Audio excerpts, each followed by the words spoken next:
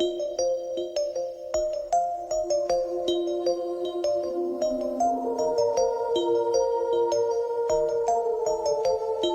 and welcome to And If Love Remains. I am your host, Mike Levitt, and I have on the line today Coach Darryl Johnson from In Your Corner Fitness. I'm super excited to have him on. We're going to talk about some great things. Great friend of the show. He's been on before. Thanks for being on, Darryl. My pleasure, Mike. Thanks for having me. Absolutely.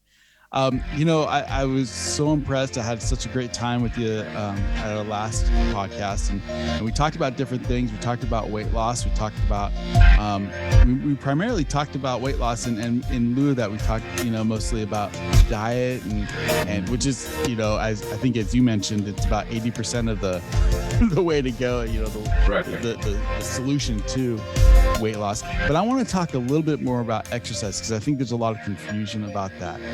There definitely is, yeah, and it's a very important part of this the equation too. Absolutely. And you know what? In fact, I want to start here, and it kind of I want to throw something into the mix because I've heard like there's a big I don't want to call it a fad because I think it's something that's real and it's something that there's some science to it.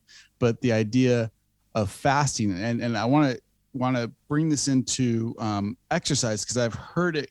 The claim being that fasting and exercise kind of while you're not going to be building muscle through fasting, it does have some similar physiological effects. And I don't know, is that something that you've studied? Is that something that you've looked into at all? Are you talking about fasting like intermittent fasting? Okay. Maybe like the classic 16-8 or right, one meal a day kind of a thing. Okay, so the biggest benefit, honestly, of intermittent fasting or we call it time restricted feeding is it's not so much a metabolic adaptation as a behavioral one. So the reality is if I only give you a window of 7 or 8 hours to eat all your food, you're just going to eat less food. So it's very beneficial. And as a behavioral modification, that might be exactly what works for somebody. Okay. There are a few hormonal influences that fasting does. I mean, and you can go off in a rabbit hole on this, but the reality is for the average American force, let's say, or North American, so they're all pretty hefty. The biggest benefit is going to be a behavioral switch. And for me, like in my personal life, when I try to, let's say I have a target, I want to, get to a certain weight, or I want to have a certain objective or train for a certain event, I find that having really clear-cut parameters, whether it's I'm going to do this much exercise, or I'm going to eat this much caloric intake, or I'm going to only eat this window, I find that having those clear-cut parameters make it a lot easier for me to follow a program, right, and stay on track.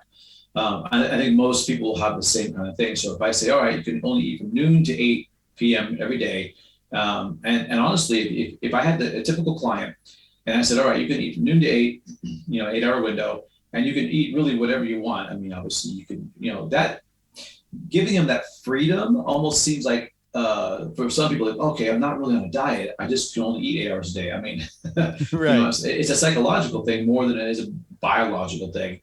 And if people are, even halfway interested in getting results, they think, okay, well, I'm going to eat whatever I want, but I'm still going to try to eat like a civilized human. Yeah. If you do that, you'll probably get really good results. But honestly, the metabolic and the hormonal switch is pretty minor. It's really in line with it. I mean, I suppose it's measurable, but I would say in the grand scheme of things, it's a tiny, tiny portion of the results. And really the biggest benefit is a behavior modification. It's interesting. We live and we could take this into a whole bunch of aspects of life as far as living in America in the 21st century. But we are really it seems like our biggest problem is abundance. We have too much time, too much stuff, too much food, too much. And it's almost like being able to, as you put a frame around, time restricted eating, for example, as you said, or having a coach, to help you with an exercise program, to help put a frame around it. It limits our options and really gives us a better chance of success. Well, people in general love structure. I mean, as much as like you and I talked before about liberty and freedom, which is great, but as a society, And we're wired, we are a social creature. Structure is important. So we're kind of like ingrained to like embrace that, especially when we see a benefit to that. So, when you provide a structure and you have a leader, a coach, authority figure saying, here's what I recommend you do. I'm going to, help you get through this, whether it's exercise or eating or, learning a language or instrument, whatever it is. That structure I find is very important. And what I find is people in general are really bad about self-structure. And I don't know if that's just a component of our society today being where things are pretty easy. Whereas before, if you didn't have structure, you just didn't have enough food for your family in the winter and you'd all die. Or if it's just a biological thing that, we always like to have the next level up. We always want to have a higher authority guiding us, whether it's a deity, whether it's a government figure, whether it's a parent, whether it's a mentor, whether it's a supervisor, whatever it is. Again, we're a social creature. So those kind of architectural designs in society are right. really Those important. hierarchies really, we mold into those really easily. Yeah. And I think that's part of I don't think that's necessarily a bad thing. It's just the way we're designed. Right. So I wanted to discuss different sorts of exercises and put some definitions together. And so I'm going to throw a few things out. And what I'm hoping is maybe let's talk about when these sorts of exercises are good for people, when maybe they're not as effective. And then maybe let's talk in terms of effective and not as effective. Sure. And I think and the first one I want to discuss is one that was really popular, when I went to health class in middle school and high school, and that's the classic, aerobic exercise. And what does that mean? And, why is that? It seemed like that was really pushed in schools years ago. I don't know if it is so much anymore, but what's the benefit of aerobic exercise and what can that give somebody? Okay. Well, aerobic exercise basically means the exertion level is low enough where you can provide the energy for the activity by converting oxygen into the energy source. So the mitochondria in the cells can convert that. You're basically converting the body fat with oxygen into energy, adenine triphosphate, et cetera. Now, is it good? Yes. And the benefits are, the first benefit is you're moving. So you're using your body through space, and that's important. We don't do enough of that today. Our bodies are designed to move and be active, like all living creatures that are, on terrestrial, especially, unless you're like a sponge and you're living on the seafloor. The other benefits are you get your circulatory system gets kind of primed. Your heart, your lungs are working, and you're able to do this exercise for some time because since you're using your body fat conversion with oxygen, you have I wouldn't say a never-ending source of energy, but it's pretty substantial, But it's important to keep in mind this is a low relative. Relative is to the person. Obviously, someone who's an elite athlete might have a different level of exertion. Right. It's a relatively low level of exertion. Like for most people, actually, it's just living in everyday life is aerobic. As you're sitting at your desk, writing on your keyboard, you're using, the exertion level so low, you're going to be converting oxygen and body fat to keep that going. But the biggest benefit is for Americans, and again, the North Americans, obviously most of our North American countries are overweight and have health problems related to that, is you're using more calories than you would if you were just sitting around watching TV. And obviously, if you're training for an event that requires that activity, you're doing a triathlon, a marathon, a 5K, then that would be a good use of your time. The reality is, since the exertion level is relatively low, it's a great place to start with somebody who's not in an exercise program already. And what would be like the signs, of somebody who's in an aerobic state? Like, are they breathing heavy? Like, what does that look like to somebody? Basically, if you're using a level of conversion of energy that's in the aerobic zone, you should be able to hold a conversation relatively easily while you're doing the activity. So again, if you're walking with your friend and you can have a conversation, you're probably fine. If you get to the point where your breathing increases, where you have to say a few words, take a few breaths, then you're moving into the anaerobic zone, which is going to convert muscle sugar and phosphate molecules to energy, which is good for its own reasons, but that's not aerobic and obviously not sustainable for a very, very long period of time. So basically, a conversation you can hold is a pretty good indication you're in the aerobic zone, or the I hate to call it the fat burning zone because everything burns fat, but that's where the primary source is conversion of body fat combined with oxygen to create energy. And what's the, like, I don't want to say people should avoid it. That's not what I'm trying to say, but if somebody is looking to, what goals would not be suitable for somebody who's trying to do or using aerobic exercises? Well, if you're trying to maximally build muscle mass, then excessive aerobic exercise is going to actually detract from that, because your body only has so much, it's a finite amount of recovery.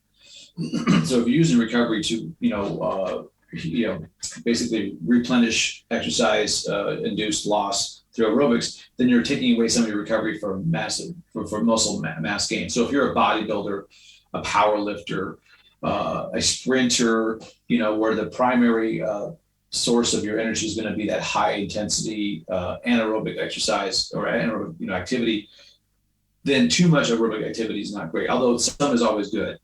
But yeah, so if you're trying to build muscle mass, then hours and hours a week of aerobic exercise is not ideal. And I'm kind of hanging on this subject a little bit, because again, this is, the 80s, 90s, 70s, 80s, 90s. Yeah. I mean, this is what was taught in school as the premier exercise that everybody should be going for. Well, I'll tell you why that is. Because when you're in the aerobic zone, let's use that word. Because when I first started personal training, it was a big thing too. This is back in the 90s. It was like, oh, get in the fat burning zone. Well, the reality is yes, the majority of the energy that you are creating in that zone is coming from the conversion of body fat. Okay, that part's true.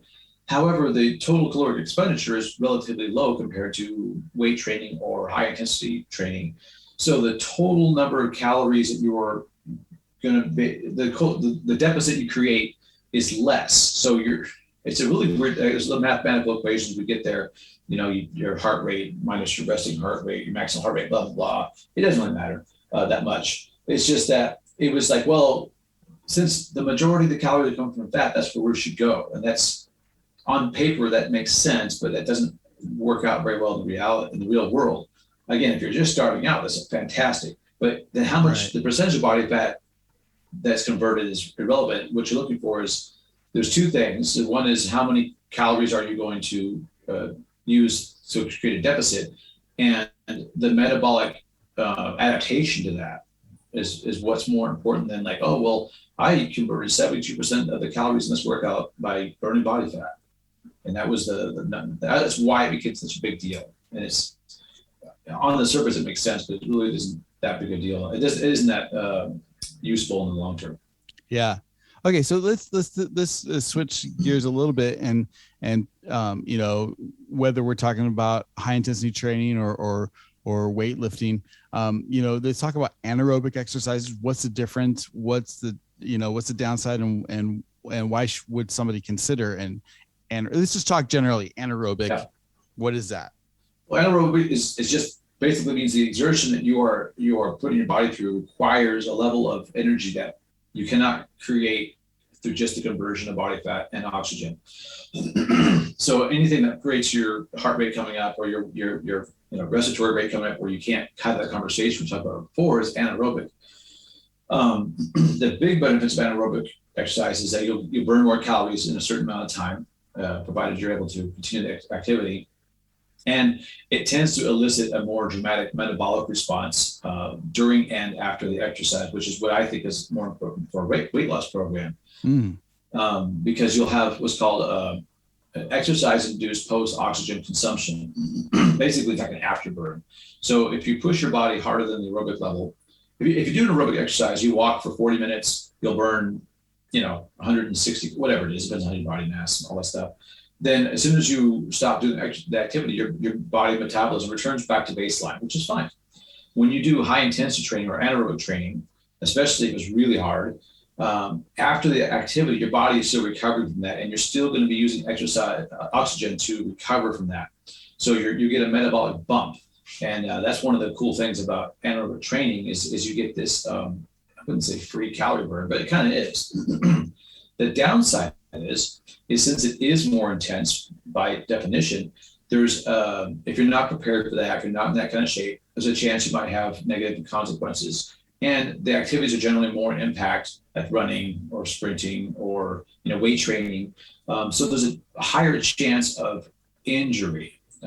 So people very rarely injure themselves walking unless you trip, but people often hurt themselves running or sprinting or, doing a high intensity weight training or, jumping on plyo boxes, those kind of things that get the heart rate up are, have a higher chance of causing an injury. So that's the downside.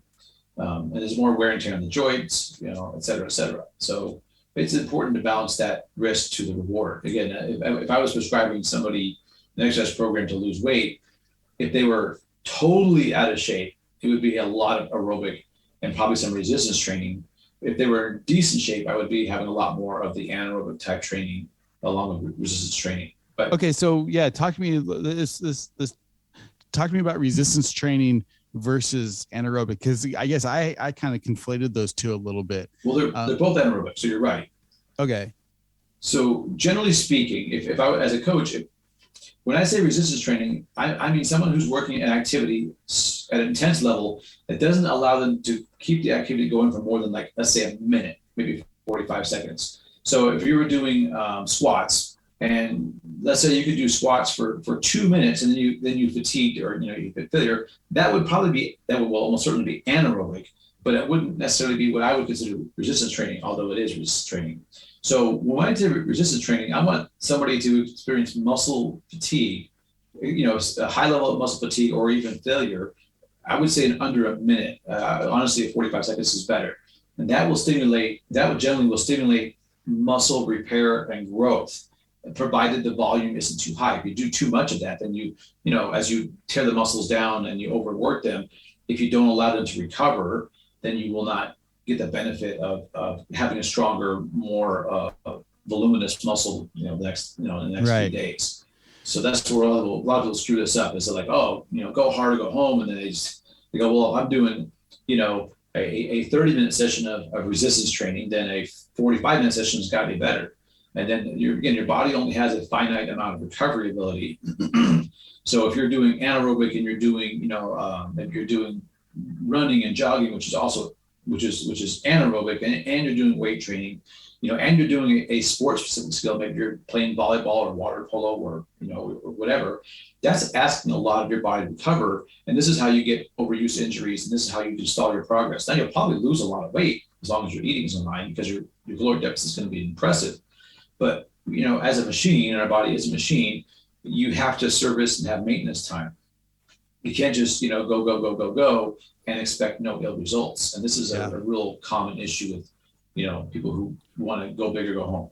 One of the things that I've started doing, and I'm very much out of shape, but in the last couple of weeks, I've tried to, kind of a little sprinting regimen where at my front yard, I'll run back and forth, as fast as I can, which is not nearly as fast as I used to. Yeah, it's all relative though. Yeah, but I would do sets of 10 back and forth, and then by the time I'm 10, I could barely breathe, and then once I catch my breath, I do it again, and I'll do that 3 sets.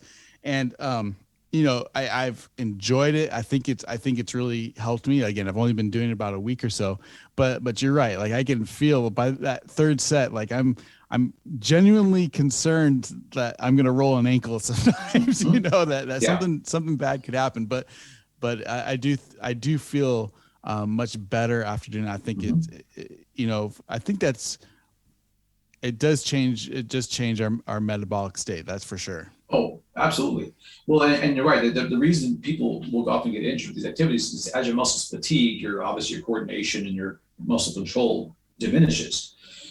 So this is when you have to be careful. This is why anaerobic high intensity activity can be risky, but the benefits are really good. So again, what you're doing is exactly what I prescribe someone to do. If they're as long as they're able to do it, they have the healthy and their joints are in good shape. Sprinting. The thing of sprinting is, it's a natural activity. I'm a big fan of activities that are a natural motion of our body. Like, whereas if I'm doing weight training, I have to train somebody how to properly do this activity. Mm-hmm. Right. You know how to run. I mean, obviously now there's coaches that will like look at your gait and they'll do electronics. That's fine.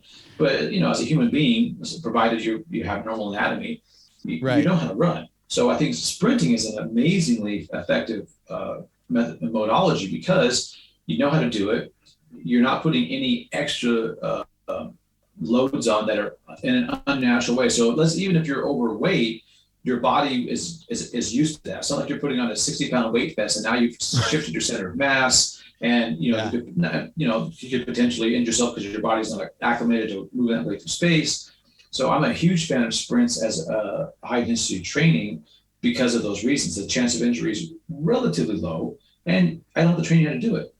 Right. Right. And I found it interesting what you said, that if somebody is completely out of shape, you'd start them with an aerobic activity with strength training, resistance training. Now, I assume that is to build up their muscles, their ligaments, those type of things, so that they can eventually move on to some higher intensity work. Well, and the biggest benefit of strength training or resistance. So for me, I have you're basically your aerobic, your anaerobic, which I consider like your higher intensity cardiovascular, and then resistance training, which is still anaerobic. So the benefit of resistance training is the production of, again, that metabolic boost we talked about before, but more importantly, the accumulation of lean tissue through adaptation. And the lean tissue does a couple of things. It obviously makes you stronger, so everyday life is just easier. If you're getting groceries out of the car, you're picking up your kids. But the more lean tissue you have, the higher your basal metabolic rate, so the more calories you burn every day existing, which makes weight loss easier because, if you add a few pounds of muscle to your frame, which is not as easy as it sounds, now your requirements for daily caloric expenditure go up. So if you change nothing else in your eating, you're going to start seeing a caloric deficit. So resistance training has amazing benefits, but it has to be done safely. If you just grab a barbell and start swinging it around any old way, then there's a chance you're going to hit failure. You're going to hurt yourself. Right. And again, it may not be in one session. It might be micro trauma over time because your form is off, or you're doing it too ballistically, or too often. Or too often. Yeah, you get that kind of intensity. Is not only is it physiological, it's a neurological recovery. Your body has to, especially if you're just starting out. Obviously, if you're an Olympic weightlifter, you're going to lift weights explosively every single day in some way, shape, or form. That's what you have been doing for years. But if you get a dude who jumps into I don't want to say CrossFit's bad, but I've seen some CrossFit or type gyms that don't have great coaching.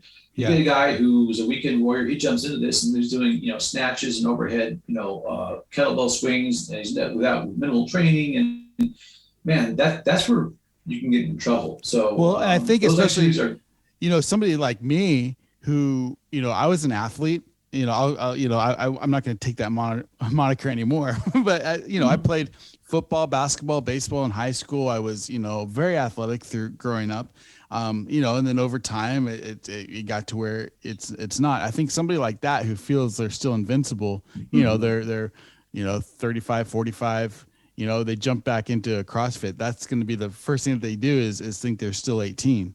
Yeah, the biggest thing, it really boils down to good coaching. And I have some, like, let's say CrossFit, for example.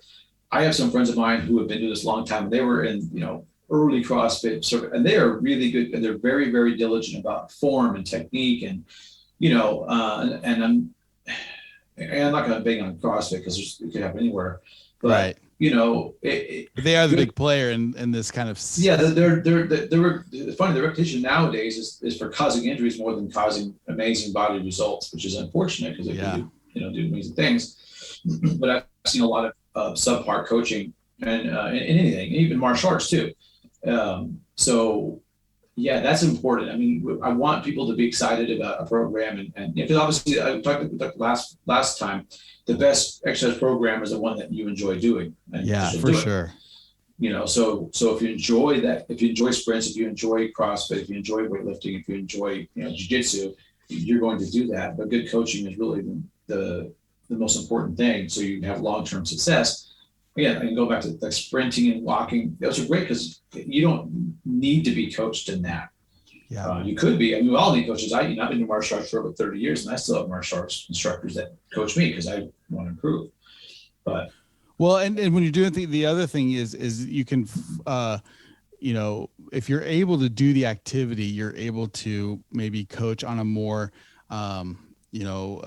macro level. Like you can talk big picture and what you're trying to do versus, trying to get the technique exactly right. Not that that's not important, but I think like people like to know why they're doing something, Yeah, especially in our culture, we're a big why culture, which is, absolutely, pragmatism is very important, and I like that. Me too. And it should be more of that actually. But yeah, so to reiterate, the resistance training, things that cause you to basically give up or fail because of exertion in less than a minute, are really, really I wouldn't say the cornerstone, but I would say one of the most important parts of a good program if you're looking to make changes quickly. Anaerobics, anything that basically causes you to lose your breath to the point where you can't have a conversation, is going to be a little faster path to get there. And aerobics, is a great gateway, and it's still important. Even like I went yesterday, I did a hike for like an hour and 45 minutes. It was more of a nature walk, but it felt good. I didn't really get my heart rate up other than a few hills. But, I want my heart and lungs working right. And I want them to, the machine to function right. Again, we're designed to move. We are designed to move. Yeah, you have to put time aside, even if it's a walk around your neighborhood for 20 minutes every other day. That kind of stuff is important. And I think I think I need to have you on for this other conversation because this will go down, a rabbit hole. But we are designed to move. Our brain, the reason we have a brain is to move and to help us get what we need. And first of all, we're talking to Coach Darryl Johnson of In Your Corner Fitness. I really appreciate your time. I want to talk about one other thing, and then Sure. I want to talk about your YouTube channel. But before that, I want to talk about something that I've heard a lot about. Sometimes I feel like I experience myself, and this is the idea of, and I absolutely hate blaming others or blaming something else other than myself, for a problem that I have. That's a healthy mindset. It's what I try to do. Mm-hmm. But this idea of a carb addiction, and that this term kind of is thrown out, and honestly, I can kind of relate to that a little bit, where I'm just, wanting sugar, wanting bread, wanting something that I know is not good for me. But talk about that mindset. Is that just a psychological thing, or there's a lot of different opinions in this, and the science behind it is a little bit back and forth. So the one school of thought is that the neurotransmitters are fired up when you eat carb heavy sources, and the thought process is that because biologically, and this part's true, is in our evolutionary history, high carbohydrate or high carbohydrate dense sources of food were pretty few and far between. Fruits would only ripen certain times a year. Maybe you'd find a beehive where they had honey. So for most of our evolutionary history, our food sources were very high in fat, like fat and protein, for example, meats, animal products, and our carb sources were vegetables or tubers. And generally speaking, they didn't have a very high carb content for their weight. And obviously and they were different, and they were completely different. I mean, those fruits and vegetables that they ate, 3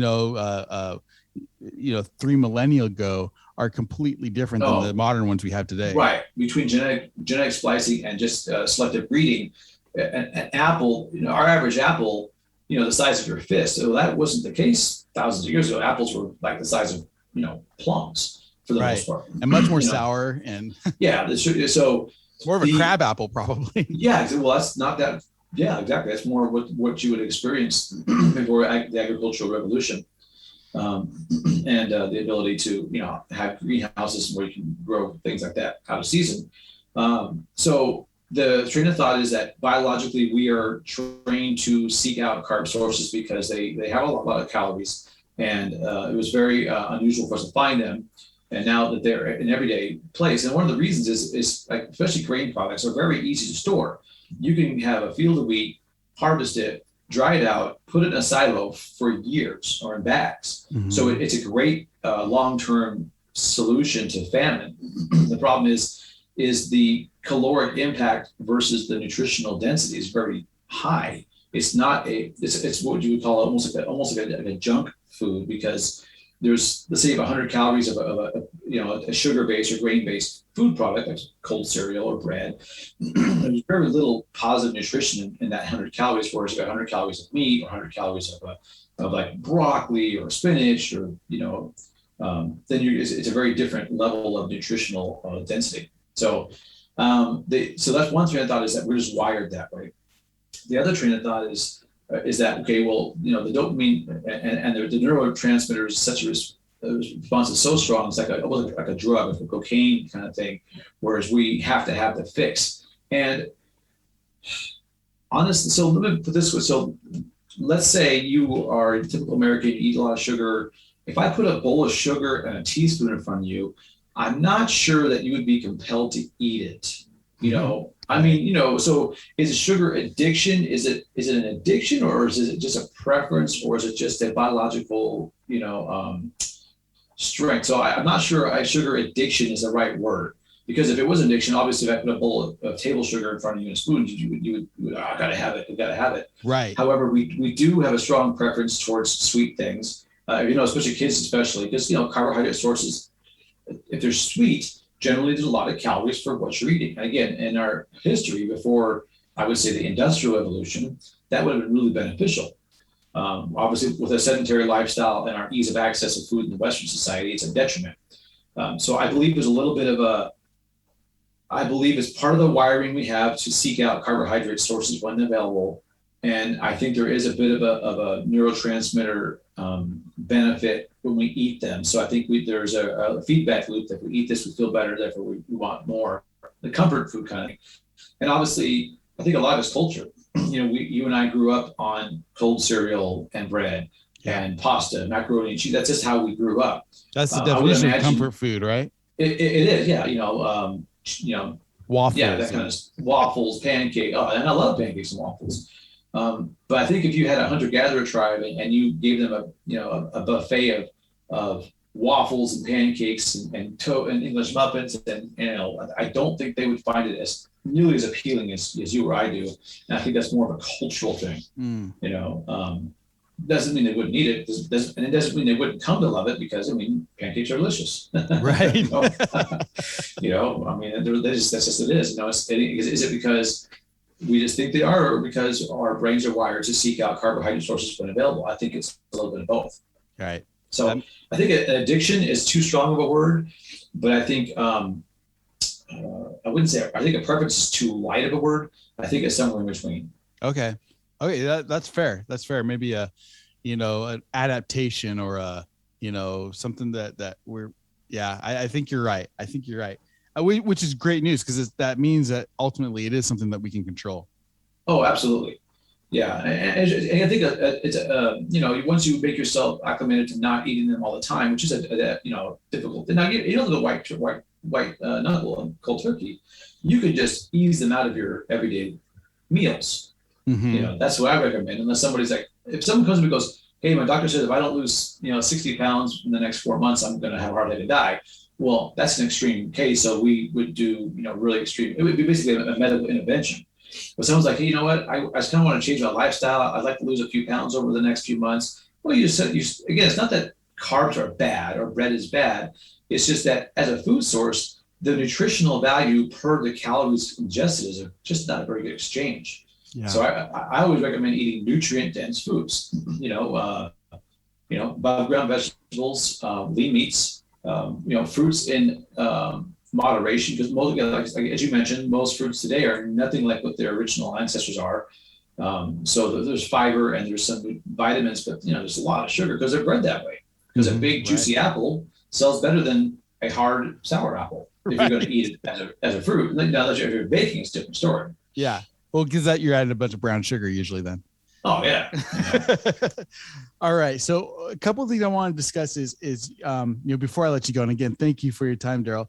You have a program that you're going to be launching relatively soon, I think. Mm-hmm. But by the way, you have, I think, the best tagline of any fitness coach, which is, if I get this right, healthy, happy, harder to kill. Is it? Did I say that right? Basically, yeah. I want you to be healthier, happier, harder to kill. That's right. And you're launching soon a new improved I Am Harder to Kill program. Talk a little bit about that. Yeah, so I've been doing instructional videos in Krav Maga and Jiu-Jitsu for a long time, mostly in-house for my members to like, hey, here's a technique we worked on in class. Here's a video of me teaching it so you can refresh it. And they're fine. And people do this all the time. You can grab an iPhone or an Android phone and shoot a pretty good video. But what I wanted to do is have a premium product for those who either want to go deeper into what I'm training them, or folks who don't have access to what they are geographically, or maybe maybe people are immunocompromised to the point where they don't want to be around out and about. So I've hired a team of videographers we're going to shoot the instructional series and really do some really nice editing and make it really not just useful, but more aesthetically pleasing and better angles and better audio. The technology for that is pretty ubiquitous now. And in the YouTube channels that I run, I try to have a good presentation. Again, content is great, and you can take your iPhone in your car and shoot a good video. But I want to provide a really good product, and we'll have different tiers. We'll have tiers at a very low level where you can just kind of like see some videos. Then we'll have middle tiers where basically you have the video access, but we'll do live streams, or Zoom classes, and where my team or myself will train you on. And then we'll have the premium tiers, which is kind of cool. We're going to be doing events in my academy here in San Diego, where you can come and train, and you can do that virtually, or you can do that in person. We're to really deep dive into mostly Krav Maga. I mean, we do some Jiu-Jitsu too, but the Jiu-Jitsu I teach primarily is oriented around self-protection, although there's nothing wrong with, competitive Jiu-Jitsu. I think that's a lot of fun too. But, I want to really focus on what I think is the most important. And I got into martial arts because I wanted to protect myself and teach others to protect myself. That's why I teach. And I've done a lot of competition, and I did a lot of the artistic stuff because that's kind of what was available at the time. My real passion is helping people learn these skills to provide, a skill set to save themselves from danger or those in their sphere of influence. Fantastic. Yeah. I'd really recommend, checking out his website and also his YouTube channels. He's got 2 YouTube channels. Where would people find you on YouTube, Darryl? The channel that I've been running for the longest time is IYC Coach, so youtube.com/IYC Coach. That is where I kind of go over some fitness, some self-defense, some mindset related to my coaching program in the academy. The new channel is going to be called Protect and Lead Men's Mentorship. I mean, it's out there now, but we're still building it. And that really focuses on men's issues specifically, about the state of the modern man where, they're not in shape. They don't know how to protect the family, really. They don't understand the human nature of themselves or females or how those two work together. And the leadership skills that are required not only as the leader of your own family, but if you want to be the leader of others. One of my favorite phrases is like, if you wonder if you're a leader, look over your shoulder. If there's no one there, you're just taking a walk. Right.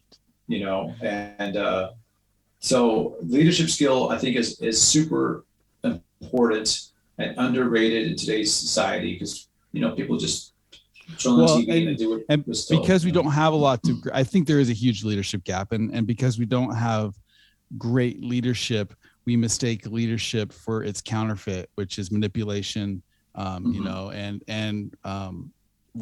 I won't get too much into it, but we mistake the false, false leadership for the real thing, which is true mentorship, and influence. Yeah, I think the word you hit there is mentorship. And so my goal of the second channel is to provide a mentorship. Because I did a lot of as a man, because that's what I am. Growing up, I had a real lack of mentorship. I mean, in my personal life and in my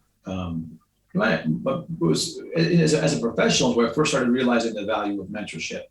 And I'm thinking like, gosh, there's several things that I've learned through hard knocks and stupid decisions and catastrophic mistakes that could have easily been avoided had I had a strong mentor. So this is where this comes from. So my hope is with the channel is I can educate men, young men, middle-aged, even older men, because there's a lot of material out there that,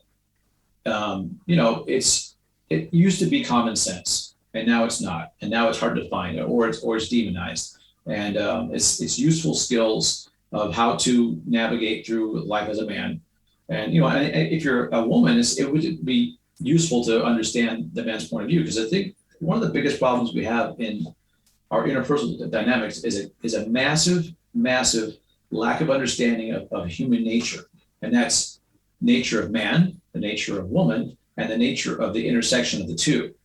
And I think we have this belief that, we just all start with a blank slate and we are a creation of the mold of society. And that's a very common refrain nowadays. And it's not accurate at all, but it's what's perpetuated. So, and it's not like there's no truth to that, because there definitely is. So my goal is to provide a resource, an actionable resource, for men to make better decisions, or at least have the information to make better decisions, so they can avoid some of the stupidity that I went through. And I'm sure, we all have, supposed to get to a certain age. And because there is a lack of mentorship. There's a lack of fathers in the homes. There's a lack of, then there's a lack of really good quality fathers, because when you are building a foundation of men, and it comes from a generation and after generation where the leadership isn't there, or it's subverted, you're going to have issues. And, I think masculinity is an important part of society, and it needs to be brought in a light that's useful and helpful, and, makes the whole of society a better place. There's a scholar, I wish I could remember her name.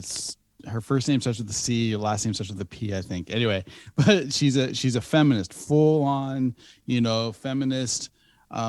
Probably you wouldn't call her a third wave feminist. But she is, she is anybody who would read her work would say, yeah, she is a feminist in every way. But she makes the comment that every society, you can tell when a society is about to fall, because they lose their sense and they lose their appreciation for masculinity. And I think we're seeing that today, because there is a role that needs to be filled, and there is a it's a balancing act. It's that if you tip too far one way, then something is being lost. Something is not being fulfilled. And it's always going to be a matter of, like, there is no true balance. Like it's always going to be tipping one way or the other, but we always have to be aware of that balance. And right now we're certainly tipping in the direction of, either feminist ideals or even non-gender ideals. And while those are real issues, they can really tip the scale where we're missing the bigger picture. Well, yeah, it goes back to how we're wired. I mean, there's a reason there's differences, and both roles are very, very important, and neither one should be minimized. But it's there's definitely been a shift, and we're starting to reap what we've sown. You have so many generations where the lack of mentorship is apparent. And so when you have masculinity that's guys are misinterpreting action as masculinity when it's not helpful or useful, because they didn't have a mentor to show them that this is what we would like a man to be, and this is what kind of actions you should take, and these are the kind of actions you should avoid, and this is the kind of person you should look for as a mentor and as a partner, and and those things just aren't being taught. They're kind of defaulting to what's left floating around in the aftermath. Yeah. Well, I appreciate it, and we'll definitely put links to those things in the show notes. Darryl, thanks so much for your time. My pleasure. We'll do it again. You're the official fitness guru of And If Love Remains. So. Well, thank you. I hope I can live up to that moniker. You already have. So right. I appreciate it, man. We'll talk to you soon. And everyone, this has been Mike Levitt. We've been talking to Coach Gerald Johnson of In Your Corner Fitness. And In Your Corner coaching, actually, because fitness is obviously a big part that we actually do more. Oh, okay. In your corner coaching. That's correct. Thank you. Again, you can find those links in the show notes. And you've been listening to And If Love Remains.